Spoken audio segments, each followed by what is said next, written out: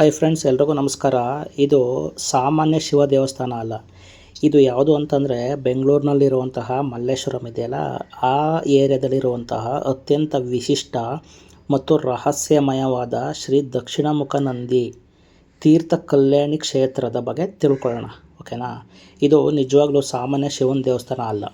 ಇಲ್ಲಿ ಒಂದು ವಿಶೇಷವಾದ ದೃಶ್ಯವನ್ನು ನಾವು ನೋಡ್ಬೋದು. ಏನು ಅಂತಂದರೆ, ನಂದಿಯ ಬಾಯಿಯಿಂದ ನಿರಂತರವಾಗಿ ಹರಿಯುವ ನೀರು ಮತ್ತು ಆ ನೀರು ಕೆಳಗಿರುವ ಶಿವಲಿಂಗದ ಮೇಲೆ ಅಭಿಷೇಕವಾಗುತ್ತದೆ. ಇದು 24 ದಿನ 365 ದಿನವೂ ಕೂಡ ಹೀಗೆ ನಡೆಯುತ್ತೆ.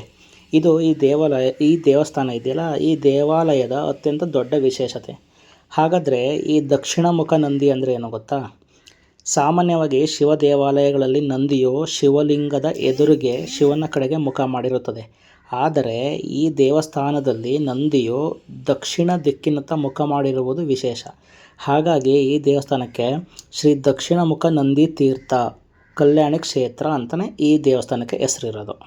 ನಿಮಗೆಲ್ಲ ಗೊತ್ತೇ ಇದೆ, ದಕ್ಷಿಣಮುಖ ಅಂದರೆ ದಕ್ಷಿಣ ದಿಕ್ಕಿಗೆ ಮುಖ ಮಾಡಿರುವುದು, ತೀರ್ಥ ಅಂದರೆ ಪವಿತ್ರವಾದ ನೀರು, ಕಲ್ಯಾಣಿ ಅಂದರೆ ದೇವಾಲಯದ ಪವಿತ್ರ ಜಲಾಶಯ ಅಂತ ಹೇಳ್ಬೋದು, ಹಾಗೂ ಕ್ಷೇತ್ರ ಅಂದರೆ ಇದೊಂದು ಪವಿತ್ರ ಸ್ಥಳ. ಸೊ ಇದೇ ಕಾರಣಕ್ಕೆ ಈ ದೇವಸ್ಥಾನನ ಶ್ರೀ ದಕ್ಷಿಣಮುಖ ನಂದಿ ತೀರ್ಥ ಕಲ್ಯಾಣಿ ಕ್ಷೇತ್ರ ಅಂತ ಕರೆಯುತ್ತಾರೆ.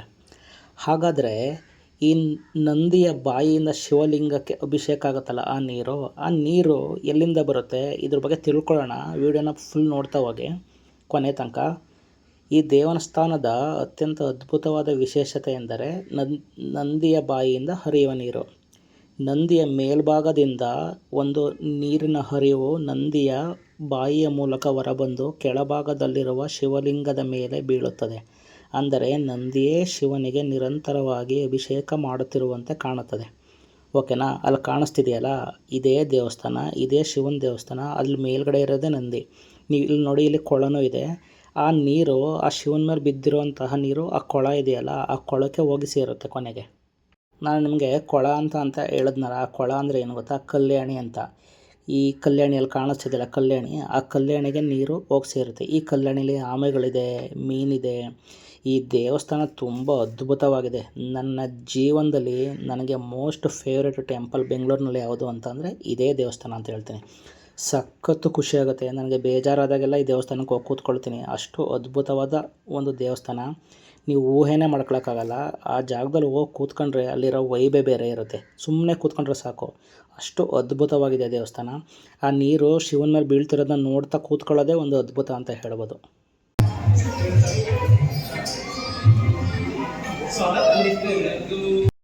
ನಿಮಗೆ ಇನ್ನೊಂದು ವಿಶೇಷತೆ ಏನು ಅಂತಂದರೆ, ಈ ದೇವಸ್ಥಾನ 1800ನೇ ಇಸ್ವಿಲೇ ಕಟ್ಟಿರ್ತಾರಂತೆ. ಅಂದರೆ 1800ರಿಂದ 1900ನ ಮುಂಚೆ ಕಟ್ಟಿರ್ತಾರಂತೆ ಈ ದೇವಸ್ಥಾನನ. ಬಟ್ ಆದರೆ ಕಾಲಕ್ರಮೇಣ ಈ ದೇವಸ್ಥಾನ ಏನಾಗಿರ್ತದೆ ಅಂತಂದರೆ, ಮಣ್ಣು ಇರ್ತದಲ್ಲ, ಮಣ್ಣಲ್ಲಿ ಮುಚ್ಚೋಗ್ಬಿಟ್ಟಿರುತ್ತಂತೆ. ಫುಲ್ಲು ಕಂಪ್ಲೀಟ್ಲಿ ಕಲ್ಯಾಣಿ ಆಗಲಿ ಹಾಗೂ ಅಲ್ಲಿರುವಂತಹ ದೇವರಾಗಲಿ ದೇವಸ್ಥಾನ ಆಗಲಿ ಎಲ್ಲ ಕಂಪ್ಲೀಟ್ ಮಣ್ಣಲ್ಲಿ ಮುಚ್ಚೋಗಿರುತ್ತಂತೆ. ಅದಾದಮೇಲೆ 1990ನೇ ಇಸ್ವಿ ಬರುತ್ತಲ್ಲ, ಆ ಟೈಮಲ್ಲಿ ಏನಾಗುತ್ತೆ ಅಂತಂದರೆ, ಈ ಬೆಂಗಳೂರು ಬೆಳೀತಾ ಪ್ರತಿಯೊಂದು ಜಾಗದಲ್ಲೂ ಮನೆಗಳನ್ನ ಕಟ್ಟಬೇಕು ಅಂತ ಡಿಸೈಡ್ ಮಾಡ್ತಾರಲ್ಲ, ಆ ಮನೆಗಳನ್ನ ಕಟ್ಟಬೇಕು ಅಂತ ಡಿಸೈಡ್ ಮಾಡಿದಾಗ ಈ ಜಾಗನ ಯಾವುದೋ ಬೇರೆಯವ್ರ ಹೆಸರಲ್ಲಿ ರಿಜಿಸ್ಟರ್ ಮಾಡಿರ್ತಾರಂತೆ. ಈ ಎಂಟೈರ್ ಜಾಗ ಇದೆಯಲ್ಲ, ಆ ಜಾಗನ ಕಂಪ್ಲೀಟ್ಲಿ ಈ ಬೇರೆಯವ್ರ ಹೆಸರಿಗೆ ರಿಜಿಸ್ಟರ್ ಮಾಡಿದಾಗ, ಆಮೇಲೆ ಆ ಮಲ್ಲೇಶ್ವರಂನಲ್ಲಿರುವಂತಹ ಸ್ಥಳೀಯರಿದ್ದಾರಲ್ಲ, ಅವರು ಎಷ್ಟೋ ಜನ ಅಂದರೆ ಅಲ್ಲೇ ಹುಟ್ಟಿ ಬೆಳೆದಿರ್ತಾರಲ್ಲ, ಅಲ್ಲಿರೋರಿಗೆಲ್ಲ ಒಂದು ಡೌಟ್ ಬರುತ್ತಂತೆ. ಏನಂತಂದರೆ, ಈ ಜಾಗದಲ್ಲಿ ಒಂದು ದೇವಸ್ಥಾನ ಇತ್ತು, ಬಟ್ ನೀವು ಬೇರೆಯವ್ರಿಗೆ ರಿಜಿಸ್ಟರ್ ಮಾಡಿದ್ದೀರಾ.